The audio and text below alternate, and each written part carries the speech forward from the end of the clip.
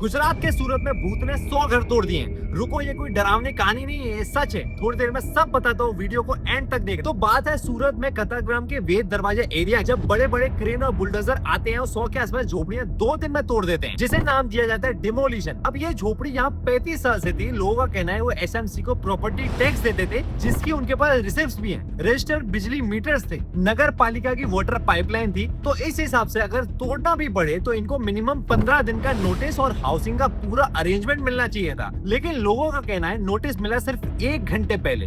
लोग अपनी चीजें तक नहीं निकाल पाए। और सबसे बड़ा ट्विस्ट तब आता है जब पूछा गया है किसने किया, तो सूरत म्युनिसिपैलिटी कमीशन एसएमसी के कमिश्नर एम नागराजन ने कहा, हमने ये डिमोलिशन नहीं की। हमारे ऑफिशियल सिर्फ लाइन मार्किंग के लिए गए थे, क्योंकि ये एक प्राइवेट प्रॉपर्टी है जहाँ से रोड निकलने वाली थी। और सूरत पुलिस के एक पुलिस ऑफिसर ने स्टेटमेंट दिया, नाम ना बताने की शर्त पे, कि एसएमसी ने हमसे सिक्योरिटी के लिए एप्लीकेशन की थी, रिक्वायर्ड डॉक्यूमेंट्स भी दिए थे। ये एसएमसी की डिमांड थी, इसलिए हमने फोर्स दिया लॉ एंड ऑर्डर मेंटेन करने के लिए। जून 10 को जब 50 से ज्यादा लोग एसएमसी के ऑफिस के बाहर धरना करने पहुंचे, एसएमसी ने गेट बंद कर लिया और पुलिस ने इन 50 लोगों को गिरफ्तार कर लिया। मामला इतना बढ़ गया कि कांग्रेस के तुषार चौधरी ने गुजरात के सीएम भूपेंद्र पटेल को लेटर लिख दिया और जांच की मांग की। और इसी चीज ने मामले को सूरत से निकालकर गुजरात लेवल तक पहुंचा दिया। अब इस डिमोलिशन में कुछ चीजें ऐसी हुई जो शक पैदा करती हैं, बट अभी प्रूव नहीं हुई, इसलिए इसे एक सवाल की तरह बताऊंगा। पहली चीज हुई जब सेंट्रल जोन के एग्जीक्यूटिव इंजीनियर जयंग जीवन रामजी वाला, जिनका इस केस में कनेक्शन था, अचानक से इंडेफिनेट लीव पे चले गए। और खुद बीजेपी के एमएलए विनू मोरडिया ने कहा, मेरे इन्फॉर्मेशन के मुताबिक नसीर नगर के पास एक बिल्डर की जमीन है, वो इन झोपड़ियों को हटाना चाहता था। बिल्डर ने एक छोटी रोड मांगी थी जो उसके अंडर कंस्ट्रक्शन प्रोजेक्ट तक जाती थी। अब सवाल खड़ा होता है, अगर ये सच है तो डिमोलिशन बिल्डर को खुश करने के लिए तो नहीं हुआ, क्योंकि एक और लिंक है बिल्डर का। कुछ वक्त पहले एसएमसी ने